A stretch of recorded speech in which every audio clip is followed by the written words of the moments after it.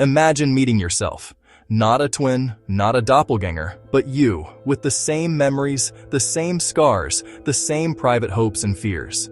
Except this version of you made a different choice at a critical juncture. They took the job you turned down. They stayed in the city you left. They said the words you held back. Tonight, we are not just imagining. We are staring into a possibility as vast and unsettling as the cosmos itself, the existence of infinite yous. This isn't fantasy or science fiction. It's a journey through a chain of serious scientific hypotheses, some grounded in the strange but tested rules of quantum physics, others boldly speculative, pushing the boundaries of what we can know. It's a concept that can be chilling, making your own life feel impossibly small.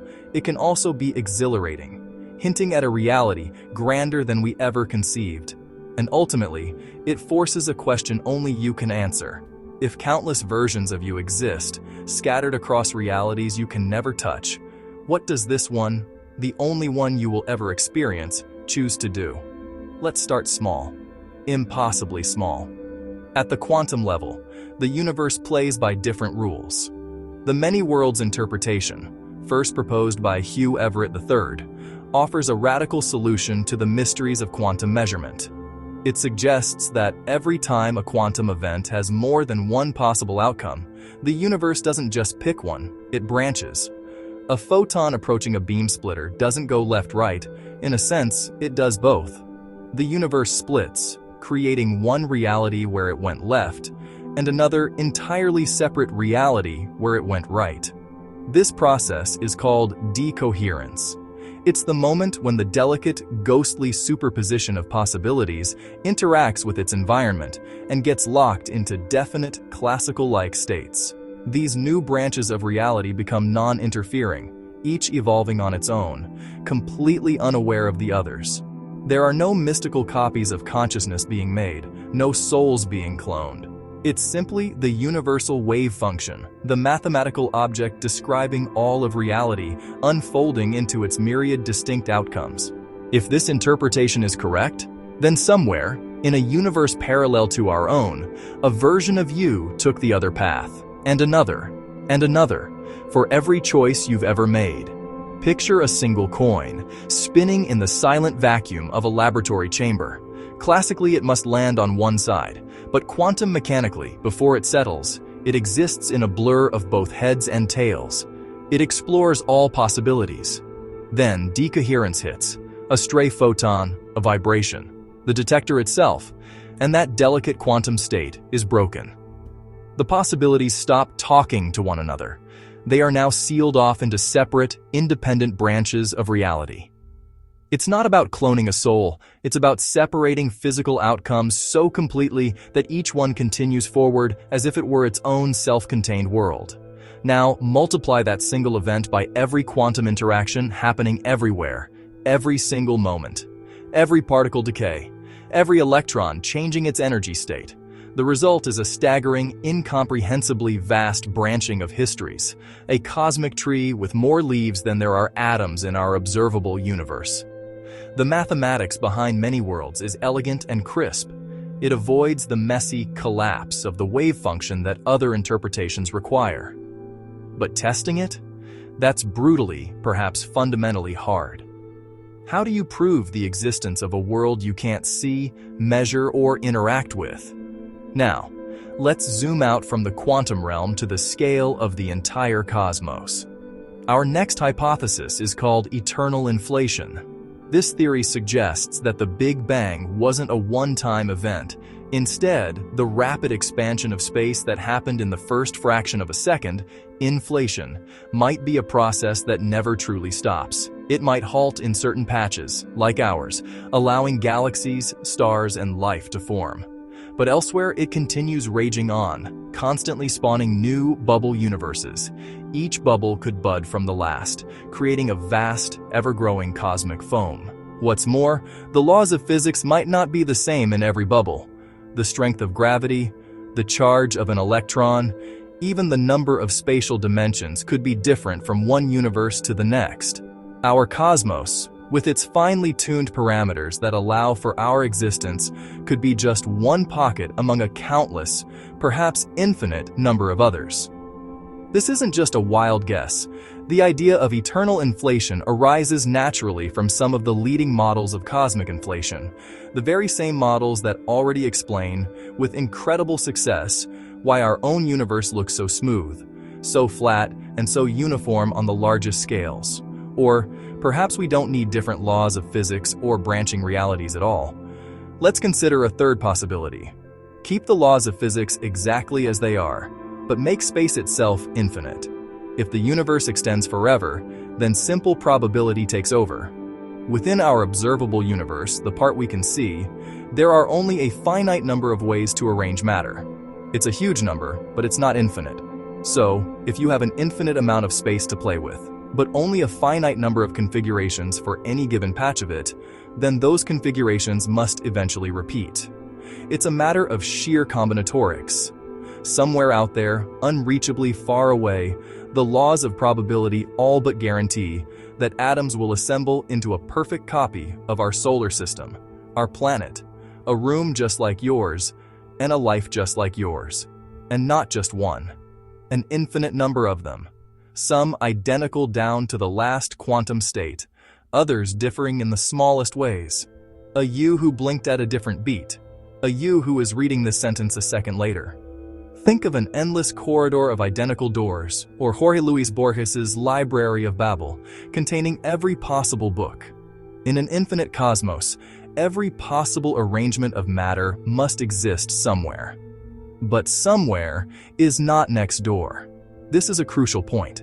If these duplicates exist in a spatially infinite universe, they are so profoundly distant that we can never, ever reach them. The light from their part of the cosmos will likely never bridge the gap to ours, because the space between us is expanding faster than light can travel.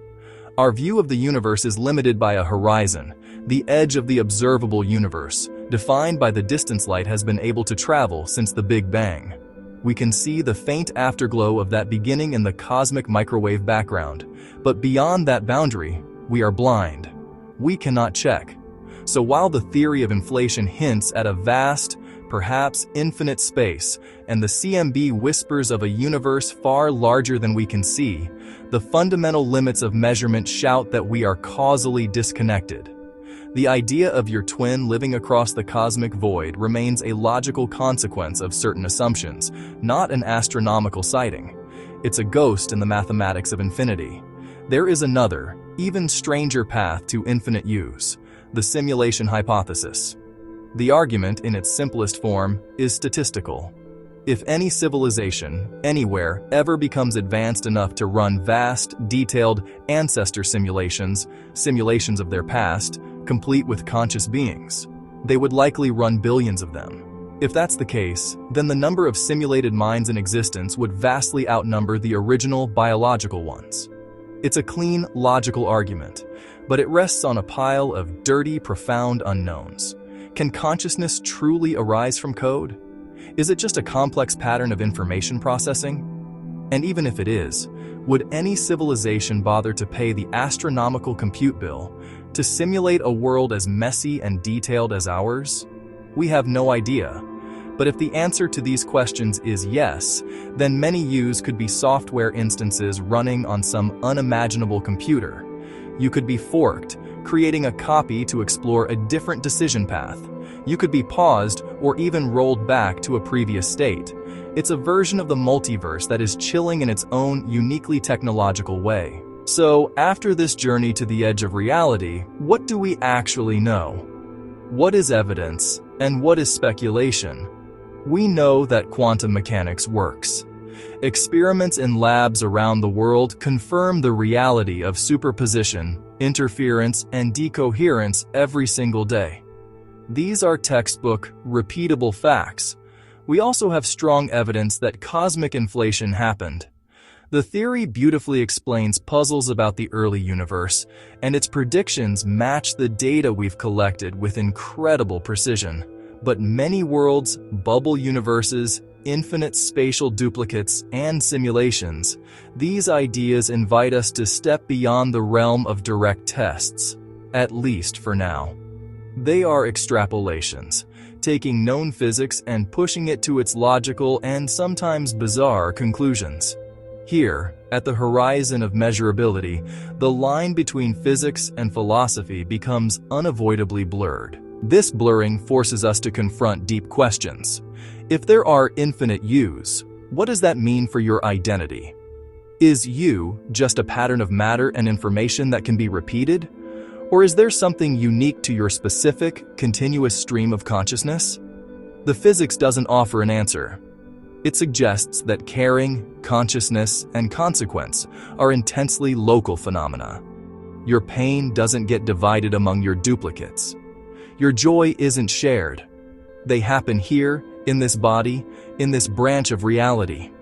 This also raises strange probability puzzles. If every outcome happens, why does it feel like we live in a world governed by chance? This is the measure problem, one of the biggest challenges for the many worlds theory. Why do quantum probabilities work so well if all outcomes are equally real? Some physicists appeal to a kind of observer selection effect. We are simply more likely to find ourselves in the high probability branches. But it's a complex and deeply unsatisfying part of the puzzle. The honest answer for now is we don't know. And then comes the part that isn't physics at all. It's personal. It's the so what question. If there are infinite yous, living out every possible version of your life, does that shrink your responsibility? Does it make your choices meaningless? Just one option among an infinite set? Or does it, paradoxically, deepen it? A mirror showing countless reflections doesn't excuse the face it reflects. Your identity might be a pattern, but your personhood, your experience of being you, happens locally, in one beating chest, under one patch of sky. The other yous are irrelevant to your moral calculus. You are only responsible for the actions of this you. Think of it as a cosmic lottery. In the multiverse, every ticket might be a winner, but that doesn't change the value of your prize. Outcomes may multiply, but meaning does not. Meaning is forged, not found. Courage is still courage, especially when it's hard. Kindness is still a rare and precious resource, no matter how many universes it appears in. Even if there are countless paths branching away from this moment, this path, the one you are walking, the one defined by your next choice, threads only once through your conscious life. That singularity, that uniqueness of experience, is what gives it weight. So, we are left to hold two profound and seemingly contradictory truths. 1. Our best science hints that reality may be larger, stranger, and more populated with possibilities than our minds ever evolved to handle. We may be one leaf on an infinite tree, one bubble in a cosmic foam. 2. We inhabit a tiny luminous now, a fragile existence bounded by a single breath and its immediate consequence. The grandest speculation can inspire us, stretching our imagination to the absolute limit. But humility must anchor us, reminding us of what we can know, what we can touch, and what we are responsible for. In the end, it may not matter whether infinite yous exist out there in the unfathomable dark. This you, the one listening to these words, the one breathing in this moment, is real enough to feel joy, to feel pain, and to make a difference. This you is real enough to matter. Choose well. The universe, whatever its true size, will feel the impact of that choice right here.